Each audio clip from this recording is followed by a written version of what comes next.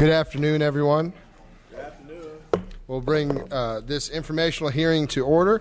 I want to welcome and thank Chairman Hall, members of both the Assembly and the Senate committees for joining us at this joint informational hearing titled California's Earthquake Preparedness, Status of the Earthquake Early Warning System. This will be the first in a series of hearings that will explore the many jurisdictions under this committee. It is my goal as chair that we not only enact legislation, but take an active role in overseeing its implementation. Although no one can reliably predict earthquakes, I'm hopeful that today's hearings will provide this committee, as well as members of the Senate, with a greater understanding of earthquake early warning technology. I'm encouraged by the work that the California Office of Emergency Services is doing on the issue, as mandated by SB 135 Padilla. I look forward on hearing from experts on the status of the earthquake early warning system in California, the challenges that we must still overcome to establish such a system, and the way that such technology can be used. Thank you again. Chairman Hall, would you like to provide a few remarks? Absolutely. Absolutely.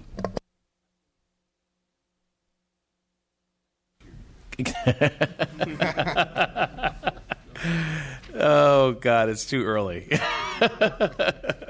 First of all, good afternoon. I want to begin by thanking Chairman Gray for agreeing to host today's joint hearing and for the great work we'll be doing this session on a number of important policy issues.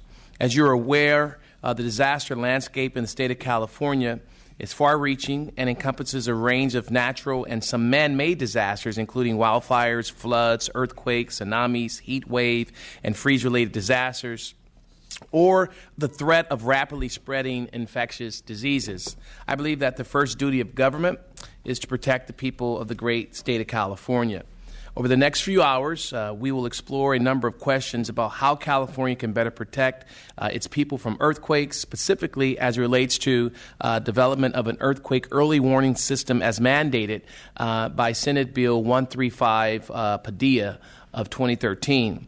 Such an early warning system will be immensely helpful in providing residents and first responders with advance notice that could reduce injuries and save lives, as well as stave off major infrastructure damage by shutting down systems.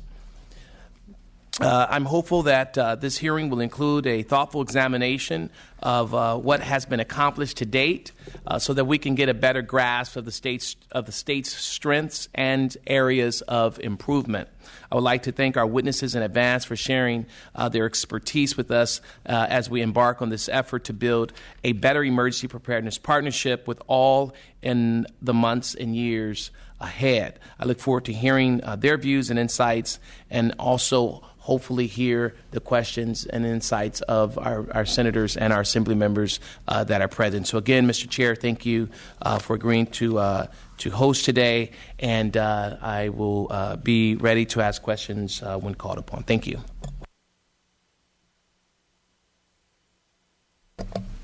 Okay, and with that, I think we'll begin with our first presentation, an overview and historical perspective of earthquakes in California. We welcome John Parrish to the podium. Thank you, sir, for being here and providing testimony for the committee. Let me take just a moment here to open up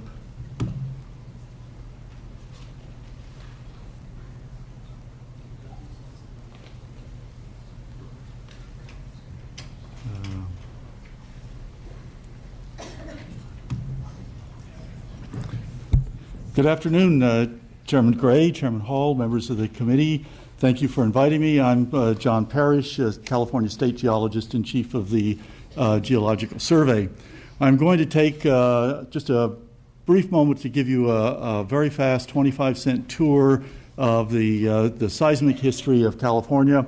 I decided to leave out the first 12 million years and just concentrate on about the last 100 years and some earthquakes that occurred then, because it is those quakes that this legislature reacted to with specific legislation that has come about. And as Chairman Hall alluded to, Senator Padilla's SB 135 is a time where the legislature has moved prior to an event occurring but has recognized the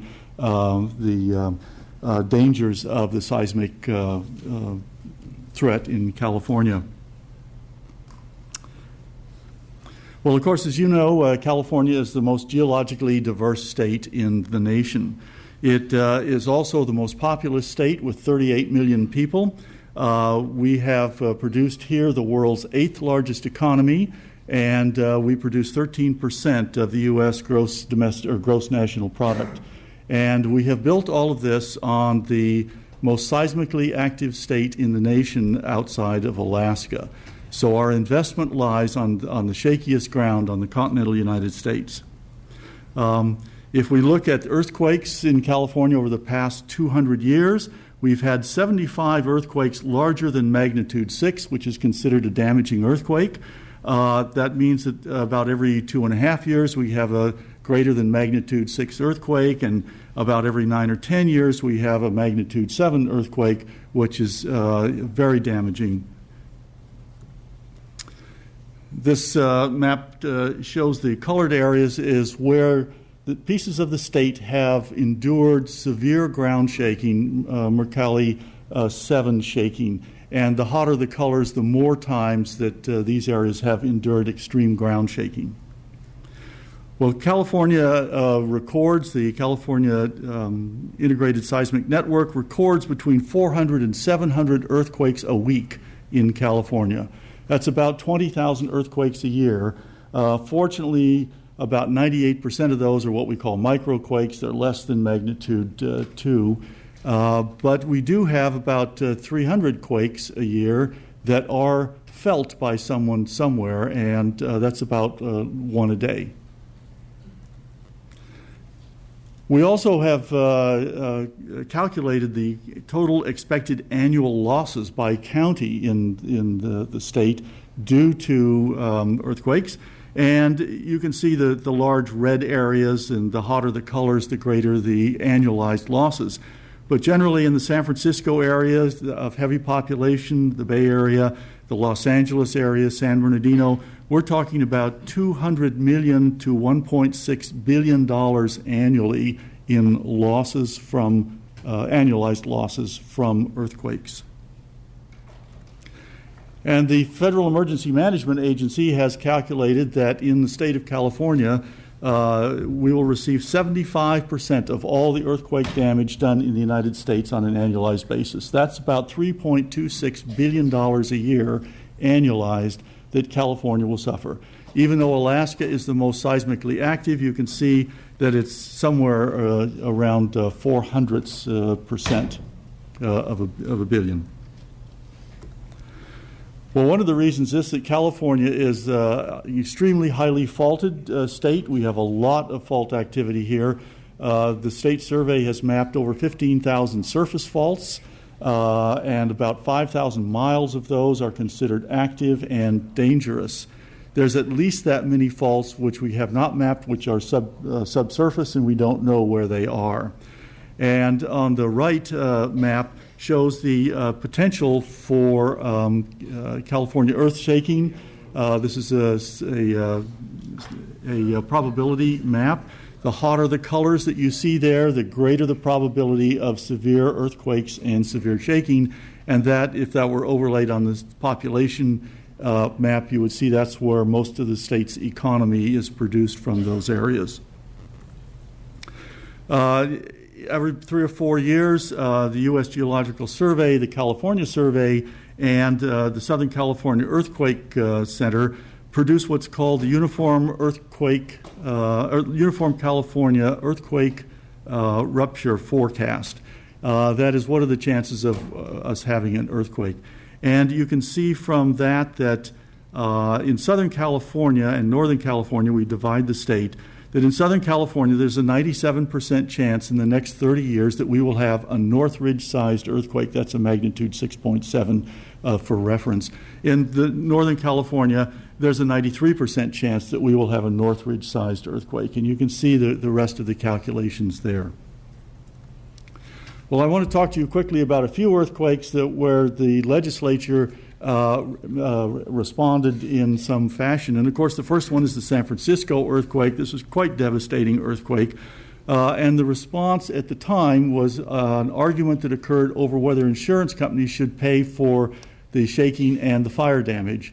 And the California legislature in 1909 produced the standard form of fire insurance policy that mandated earthquakes be included in regular insurance policies. That lasted until the Northridge earthquake, 1994, when a number of insurance companies were going to pull out of the state because of the damage that was done, and ultimately ended up with the creation of the California Earthquake Authority, the CEA, which offers the earthquake insurance. A second earthquake occurred about 19 years later or so in Santa Barbara. This was a devastating earthquake for there, but what this earthquake started was a real discussion about statewide building standards because of the devastation that was being felt around the state. 1933, the Long Beach earthquake occurred 8 years later. This earthquake was important in that it destroyed or leveled about 120 schools. And this legislature sent down a research team to see why this happened, and it turned out that the results of that investigation were that local inspections had been falsified, equipment had been substituted, there were outright bribes, poor inspections, and so forth over the years by the local agency. And within 30 days of the 1933 earthquake, the legislature passed the Field Act, which required the state architect to now permit all public schools in the state. And we're very happy to say that since that time, any school that has been permitted by the state architect has not suffered structural damage from an earthquake, or structural destruction from an earthquake. The state architect works very closely with the California Survey, since we peer review all the seismic studies that are done for that school prior to the state architect signing off on it. So we have a real system that is working very well here. In 1971, the San Fernando earthquake, sometimes called the Silmar earthquake, occurred. And following this earthquake, the legislature passed the Alquist-Priolo Earthquake Fault Zoning Act in 1972. That's been in the news here lately for about the last year. But this requires the state geologist to put mandatory zones of investigation around all the active faults in the state, so that we do not end up building structures across active faults. The legislature also passed the Strong Motion Instrumentation Program Act in 1972, which set up with the state survey a strong motion network in California. All of that data then goes into enforcing and building the state's building codes to make them more rigorous. And over the last 40 years, California has developed some of the most rigorous building codes in the world. Also in 1973, the legislature passed the Alfred E. Alquist Facilities Seismic Safety Act, which also put the state architect in charge of permitting hospitals, because there were too many hospitals now collapsing in some of these earthquakes. The Whittier Narrows earthquake occurred then in 1987, and the respective part of this is, you can see the big building that collapsed. That was not very good construction going on at those times. But there were 10,500 structures damaged in this particular earthquake, very widespread damage. And that re-upped the emphasis on building codes to be strengthened.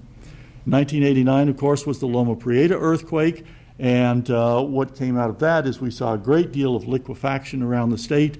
And the legislature enacted the Seismic Hazards Mapping Act 1 year later, in which the state survey maps liquefaction and landslide zones, which become regulatory maps at the local level, so that local permitting agencies can impose stricter building code parameters on structures that are in these particular areas. And of course, the 1994 Northridge earthquake, this, as you can see, did 9,000 plus injuries and $40 billion in damage. The result from this was that Caltrans went around to all the freeways in California and strengthened the pillars and strengthened those support facilities so that they did not collapse, as you see there in the lower left-hand corner. Well, based on the 1972 work from the legislature, California Strong Motion Instrumentation Program has been developed over the last 40 years. That is now run by the state survey. There's over 1,400 stations and 9,000 instruments throughout the state recording strong motion data, all of which goes into the California Building Code to make California's buildings more resilient. Well, during this same time, there were a number of other networks that were being developed by universities, by private sectors, and about 15 years ago, it was decided that why don't we get all of these networks together, standardize our output, standardize the quality of work that we're doing, and standardize the message that can be delivered. And so the California Integrated Seismic Network was created, and that's what's serving California today. It's made up of the core members of the U.S. Geological Survey, the Caltech Seismological Lab, UC Berkeley Seismological Lab, CGS, and the California Office of Emergency Services, plus a lot of participating members, which are both university, academic institutions, and private sector companies, all of which contribute data into the system and help in its distribution. It has its own management tree here where all the participants and all the users of this are represented so that we can meet and continually keep the system up and running and updated. And already the CISN today is producing a host of post-seismic earthquake products which go all the way from the CISN display, which is what you saw earlier as the map showing all the earthquakes occurring. It's actually, we pick up the entire world is now displayed on that. Plus shake maps, ShakeCast, which is used by Caltrans and a number of other industries for specific earthquake damage to their particular properties. Pager, which predicts damage and costs and loss of life. ENS, which you can get over your cell phone or messages over your computer. And there's many more.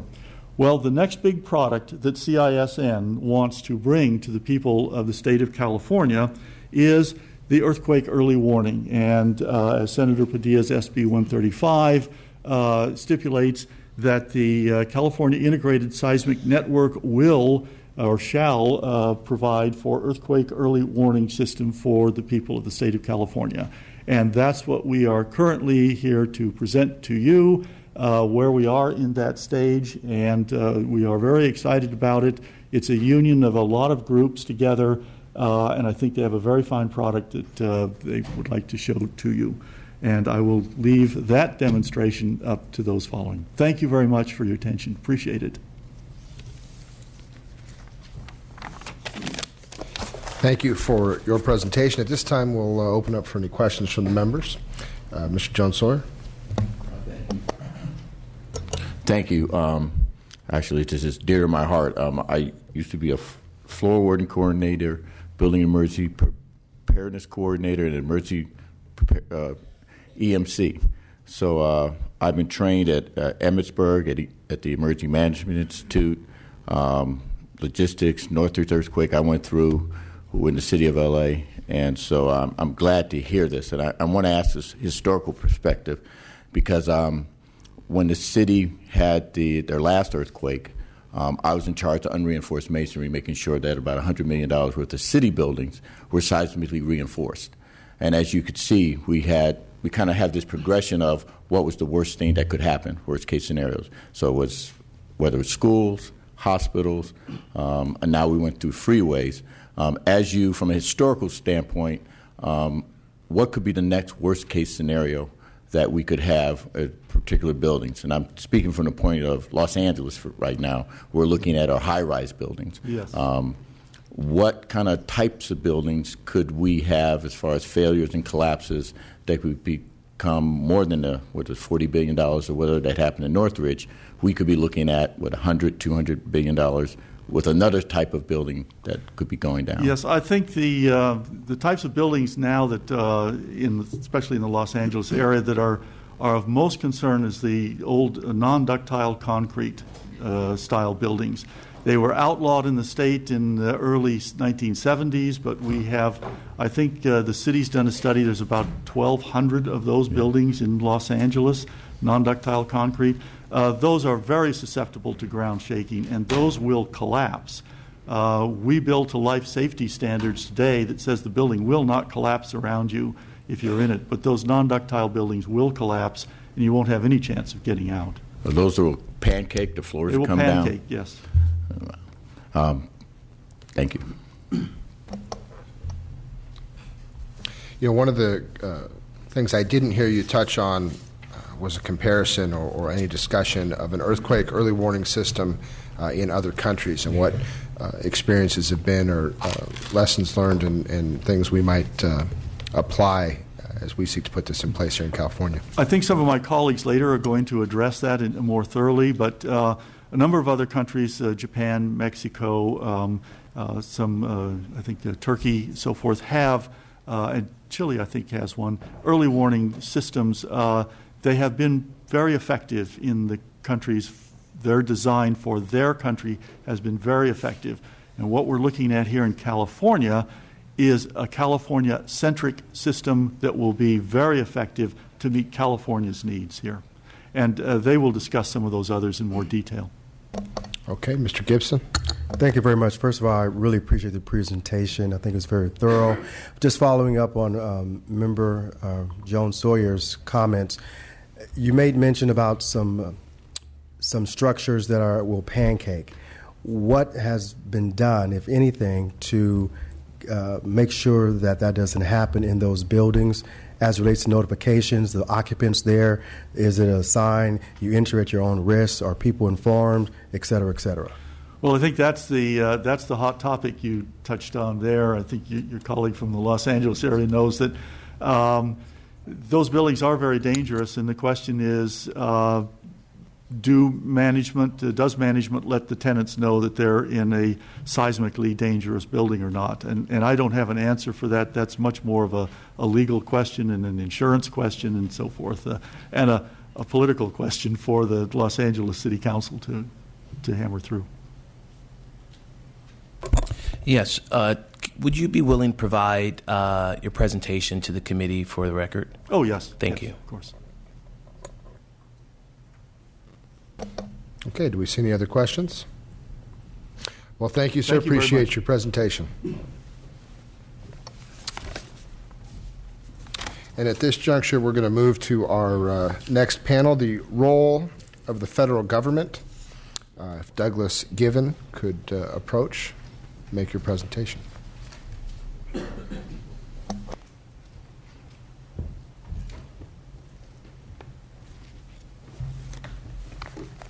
Welcome, sir. Thank you. Let me find the presentation here and get it fired up.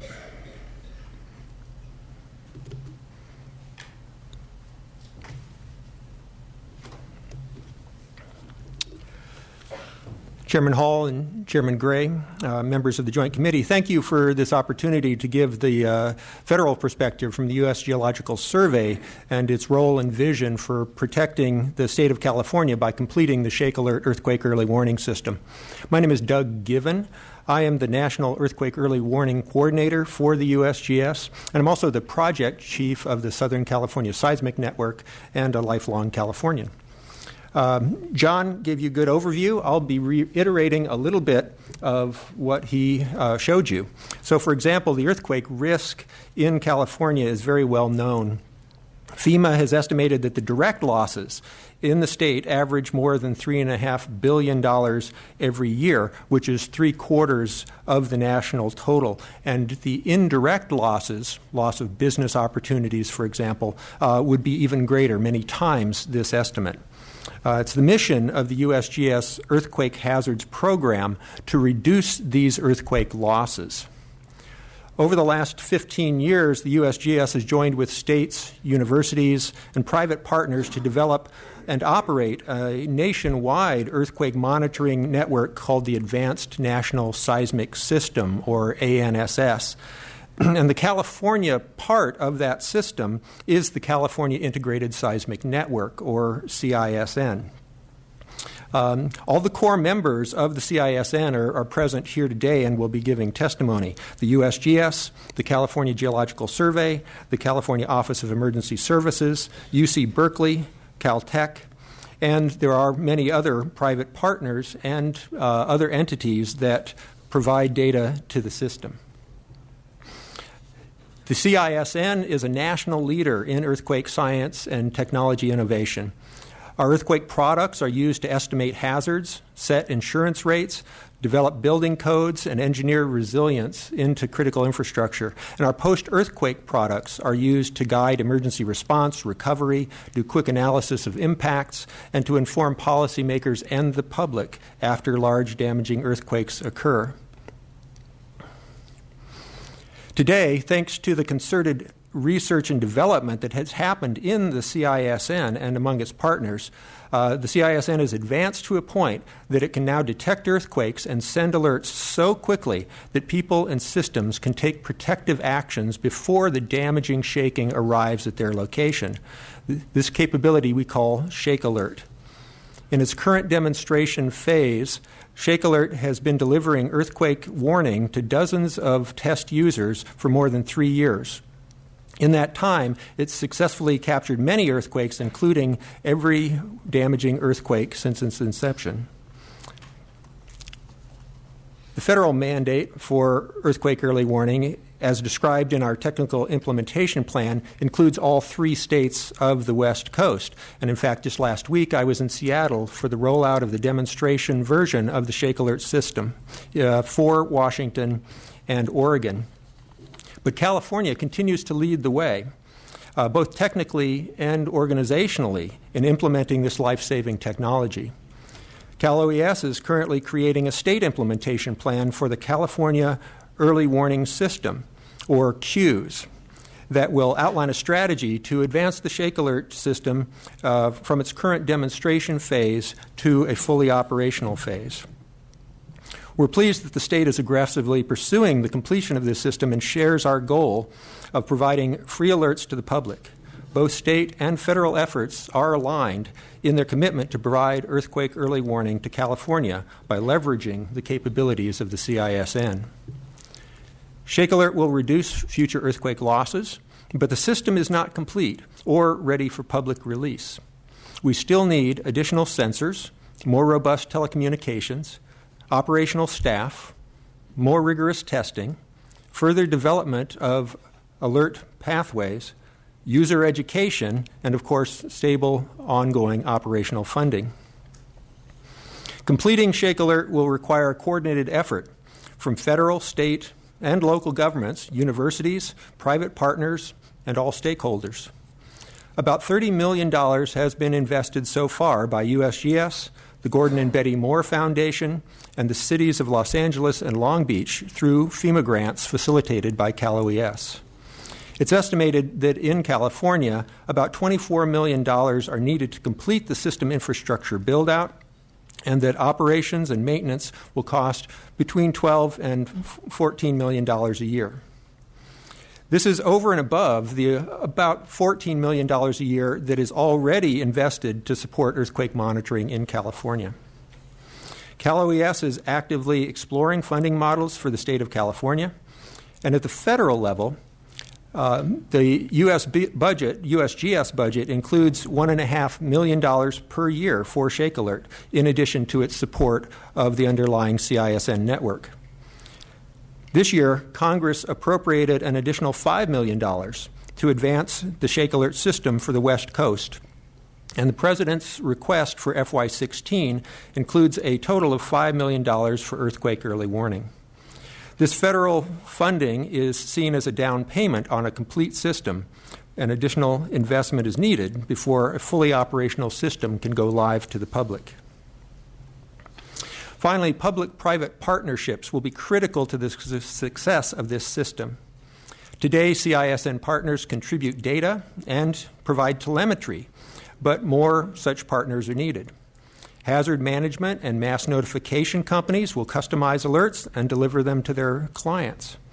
Other companies will manufacture and sell control equipment or alarms and help their clients design custom decision logic to make proper decisions about how to protect their personnel and their facilities. Full implementation of the Shake Alert early warning system will save lives, will reduce injuries, and it will decrease property damage. It will make California businesses and infrastructure more resilient and speed the economic recovery in areas hit by earthquakes. Other countries like Japan, Mexico, and China have been motivated to build earthquake early warning systems in response to devastating earthquakes. It's our hope that the USGS will build our system before and not after the next killer earthquake. I thank you for this opportunity and would enjoy answering any of your questions.